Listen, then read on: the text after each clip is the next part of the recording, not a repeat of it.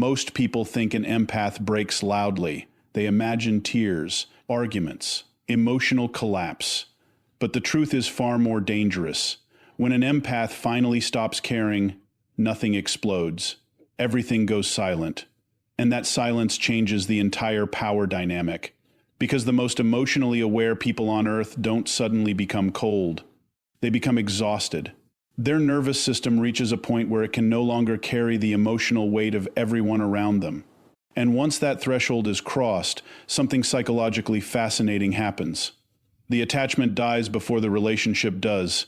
Research in neuroscience shows that emotional burnout changes the way the brain processes social connection. Chronic emotional stress overloads the amygdala, disrupts cortisol regulation, and eventually forces the brain into emotional conservation mode. In simple terms, the empath's brain stops investing energy into people who repeatedly drain them. That's why when an empath stops caring, it feels terrifyingly calm. No fighting, no begging, no explanations, just emotional detachment. And most people never see it coming. Because empaths are masters at enduring pain silently. They stay too long, forgive too much, over-explain, over-give, over-love, until one day the emotional switch flips. And when it does, the person who depended on the empath's emotional energy suddenly feels a psychological vacuum they can't understand. Here's the disturbing part. The empath usually detached emotionally weeks, sometimes months, before physically leaving. Psychologists call this emotional withdrawal adaptation. It happens when someone repeatedly experiences disappointment, manipulation, or emotional invalidation. The brain slowly reduces emotional investment as a survival mechanism. The empath isn't trying to punish anyone. Their nervous system is trying to survive. And once survival mode activates, empathy itself changes. This is why emotionally intelligent people can appear cold after years of emotional abuse. It's not cruelty. It's neurological self-protection.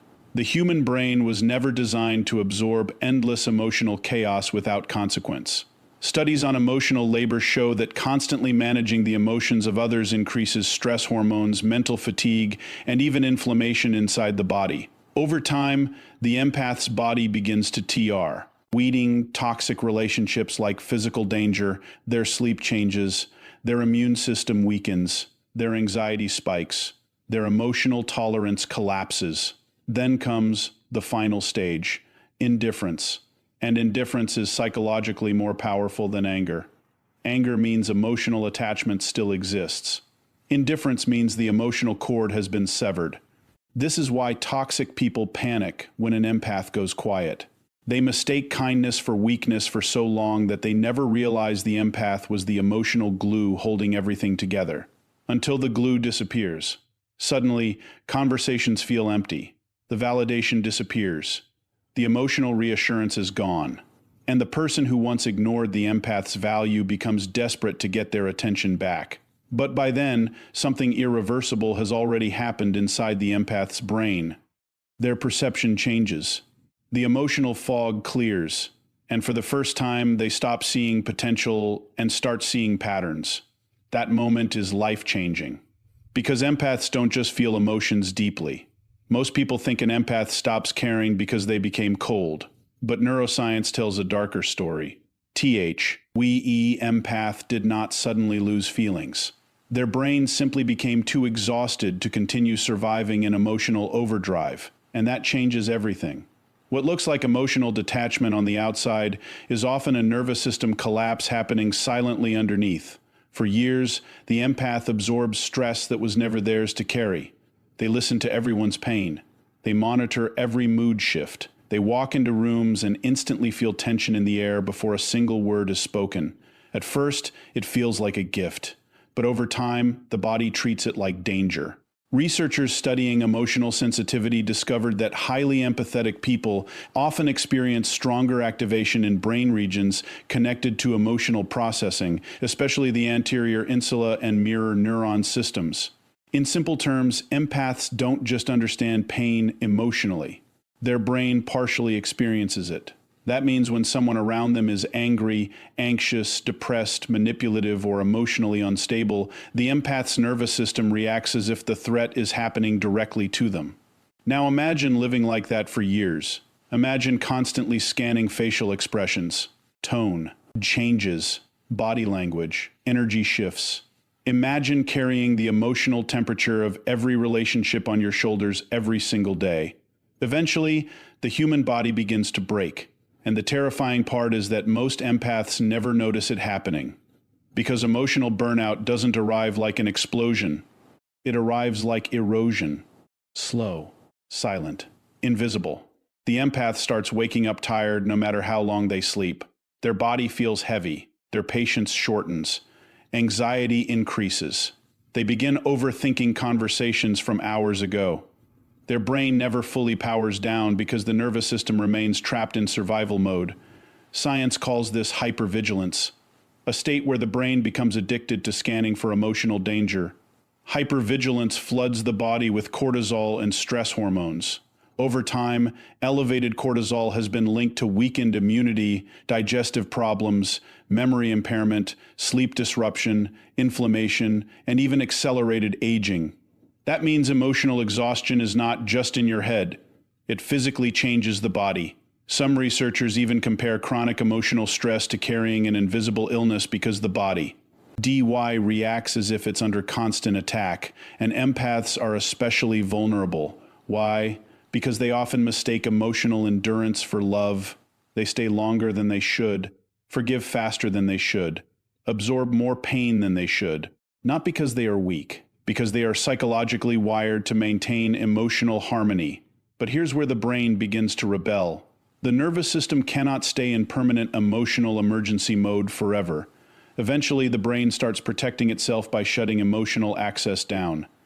This is the moment people misunderstand completely. They think the empath stopped caring. The empath's nervous system simply reached maximum capacity.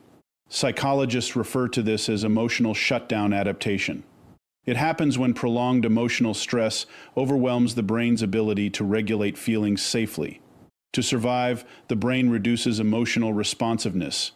The empath doesn't choose numbness consciously. Their biology chooses survival automatically. And once this process begins, the transformation is chilling. The empath who once replied instantly now ignores messages for hours. The person who once begged for. The communication suddenly becomes quiet. The one who used to cry during arguments now stares in silence. Not because they feel nothing, because they feel too much, and the nervous system can no longer afford the cost. What makes this psychologically fascinating is that emotional detachment often happens long before physical separation.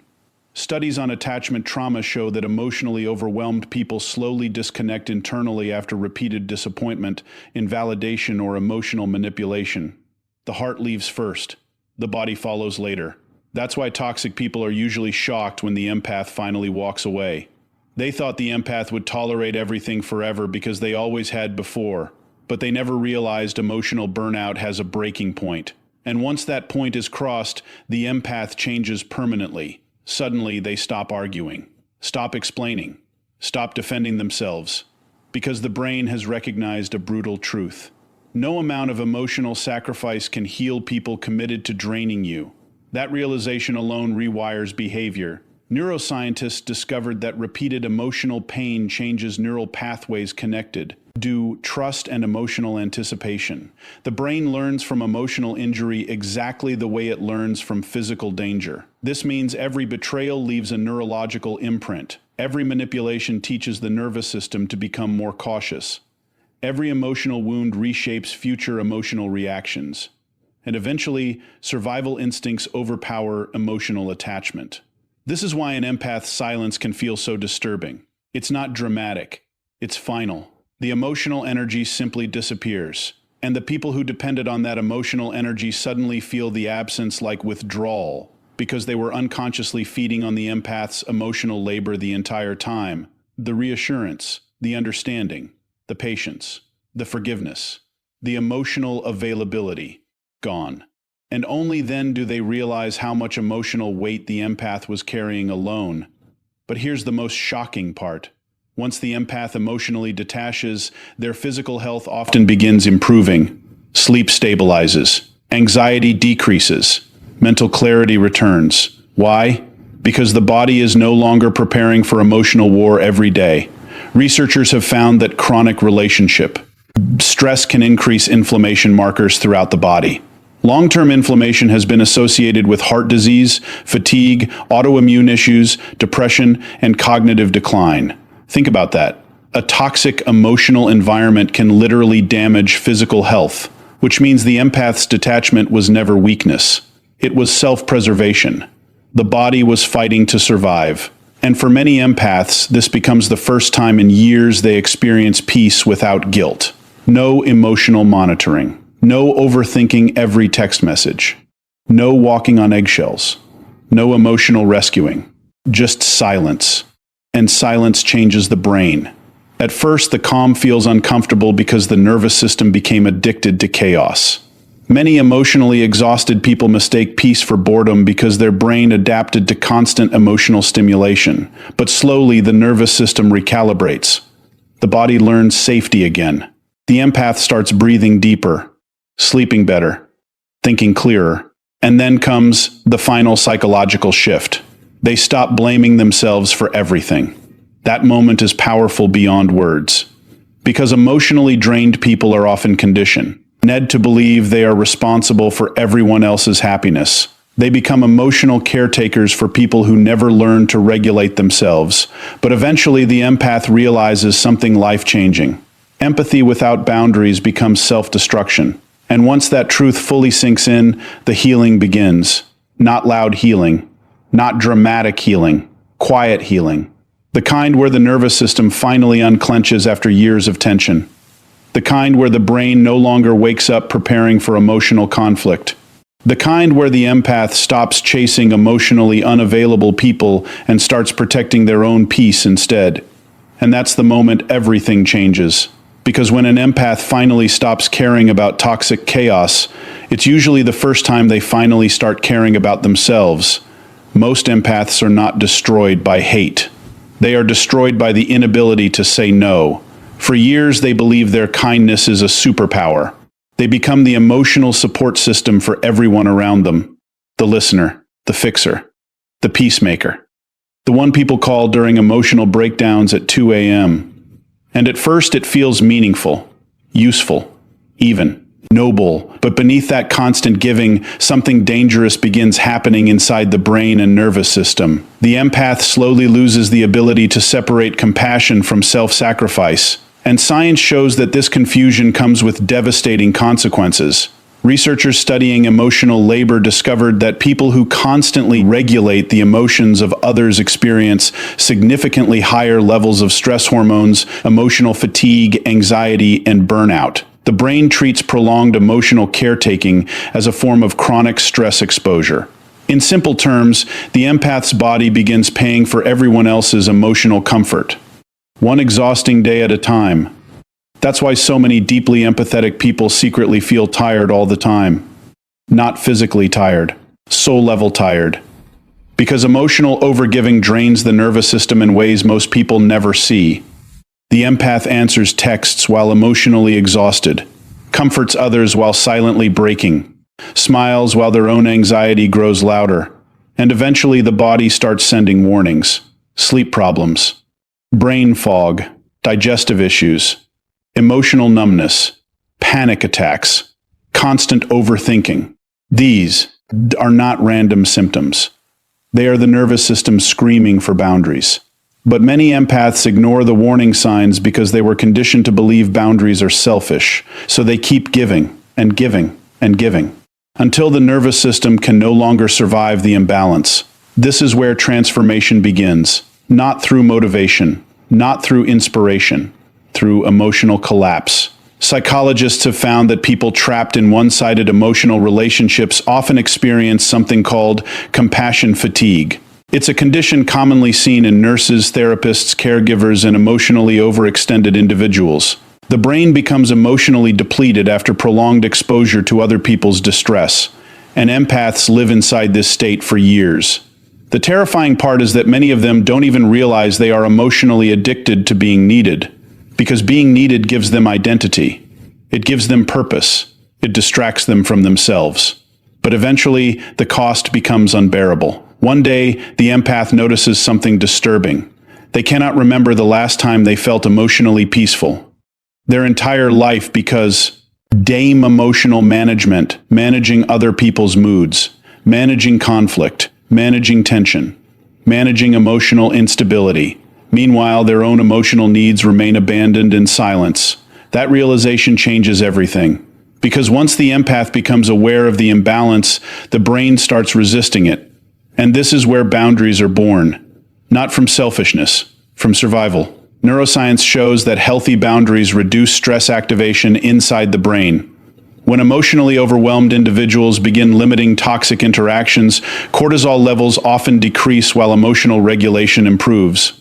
That means boundaries are not emotional walls. They are biological protection systems. But toxic people rarely see boundaries that way. They see boundaries as rejection. Because emotionally draining people benefit from unlimited access to the empath's energy. The moment the empath says no, the entire relationship dynamic shifts. And suddenly, the people who once praised the empath's kindness begin accusing them of changing. You've become cold. You're selfish now. You don't care anymore. But the truth is far more powerful. The empath is finally left, earning emotional discipline. And emotional discipline terrifies manipulative people, because manipulation only works when guilt controls the nervous system. For years, guilt was the leash. The empath felt guilty resting, guilty choosing themselves, guilty disappointing people, guilty creating distance from toxic behavior. So they tolerated emotional chaos to avoid feeling selfish. But then something psychologically fascinating happens. The empath begins setting boundaries anyway. And at first it feels terrifying. Their body shakes during confrontation. Their heart races saying no. Their nervous system panics when disappointing others. Why? Because the brain associates people-pleasing with safety. Many empaths grew up learning that love was conditional. Approval came from being useful, agreeable, emotionally available, or self-sacrificing. Over time, the nervous system became programmed to avoid rejection at all costs. So boundaries initially feel dangerous, even when they are healthy. But every time the empath reinforces a boundary, the brain slowly rewires itself. This is called neuroplasticity. The brain adapts to repeated behavior. The more the empath protects their peace, the stronger their emotional resilience becomes, and the physical changes can be shocking. Research has linked healthy emotional boundaries to lower anxiety levels, improved sleep quality, reduced stress-related inflammation, and better overall mental health. Think about that. Saying no can literally improve physical health, because the body no longer remains trapped in chronic emotional survival mode. This is why healed empaths often appear calmer. Not because life became easier, because they stopped allowing everyone unlimited access to their nervous system. That single shift changes everything. The empath stops over-explaining themselves, stops chasing emotionally unavailable people, stops feeling responsible for fixing adults who refuse to heal. And for the first time in their life, emotional energy starts flowing inward instead of outward. That's when confidence begins returning.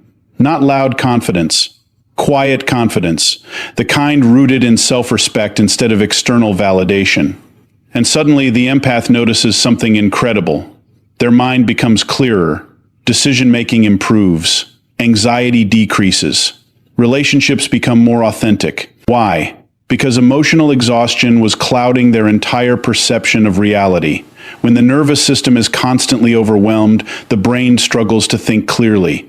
Chronic stress weakens emotional regulation and increases mental fatigue. But once boundaries reduce emotional overload, cognitive clarity improves dramatically. In simple terms, peace sharpens the mind. That's why emotionally healthy empaths become highly selective about who they allow close to them. Not because they stopped loving people, because they finally understand access is earned. And this realization transforms relationships forever.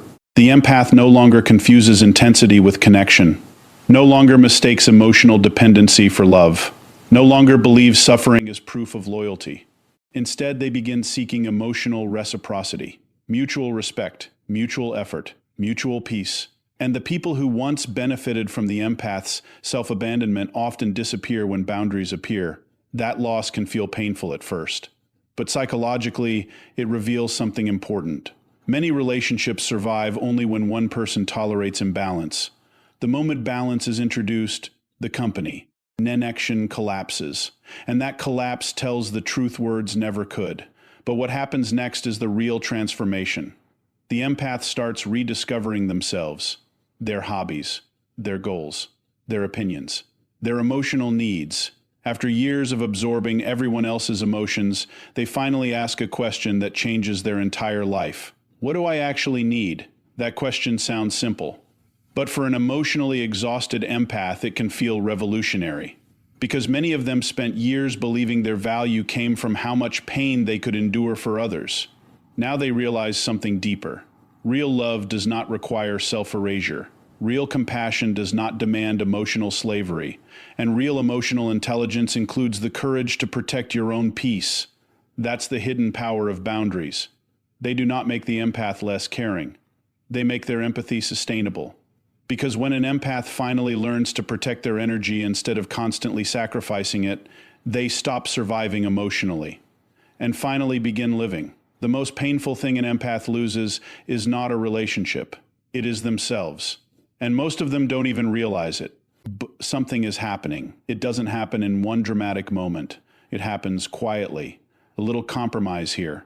A little emotional sacrifice there, another sleepless night spent worrying about someone else, another apology for things that were never their fault, another day of ignoring their own needs so someone else can feel comfortable. And over time, something devastating occurs. The empath becomes a stranger to their own life. Their identity dissolves into everyone else's emotional demands. Psychologists call this self-abandonment the repeated act of ignoring your own emotional, physical, and psychological needs in order to preserve connection, avoid conflict, or gain approval. And it is one of the most destructive patterns a human being can develop, because the brain interprets repeated self-abandonment as a survival strategy. It becomes automatic. The empath learns to scan the room before checking in with themselves. How is everyone else feeling? What does everyone else need? How do I keep the peace? And somewhere in that endless emotional calculation, their own voice disappears. Neuroscience shows that chronic people-pleasing activates the same stress circuitry inside, welved in threat response. The brain begins associating self-expression with danger and self-silencing with safety. Think about that. For many empaths, telling the truth feels dangerous, but abandoning themselves feels normal. That is how deep the conditioning goes. Many learned this pattern early. Maybe they grew up in unpredictable homes. Maybe love was conditional. Maybe affection had to be earned through compliance. Maybe conflict felt unsafe. So the child adapts. They become easy, helpful, emotionally useful, and the brain rewards that behavior. Approval becomes dopamine. Being needed becomes identity. And by adulthood, the empath is no longer asking, "What do I want?" They are asking, "How do I avoid disappointing everyone?" That question slowly destroys lives, because a person cannot stay emotionally healthy while constantly betraying themselves. The body keeps score. Researchers studying trauma have repeatedly shown that suppressed emotions do not disappear, they relocate into the body, into chronic tension, into migraines, into digestive disorders, into insomnia, into autoimmune symptoms, into panic attacks. The body starts speaking the pain in the mouth, never said aloud, and many empaths mistake these symptoms for weakness. But they are not weakness. They are biological alarms. The nervous system is begging to be heard, yet the empath keeps ignoring it. Why? Because self-abandonment feels like love. That is the trap. They believe sacrifice proves devotion. They believe endurance proves loyalty. They believe suffering proves goodness. But none of that is true. It only proves conditioning. And eventually, the cost becomes unbearable. The empath wakes up one day and feels empty. Not sad. Empty. They've done everything right. Supported everyone. Loved deeply. Stayed patient. Forgiven endlessly. And yet they feel emotionally bankrupt. That emptiness is not failure. It is a signal that the self can no longer tolerate being abandoned. This is often the moment healing begins, not because life gets easier, because denial becomes impossible. The empath finally notices how much they've disappeared. Their favorite foods, they don't know anymore. Their hobbies, forgotten. Their dreams, postponed for years. Their opinions,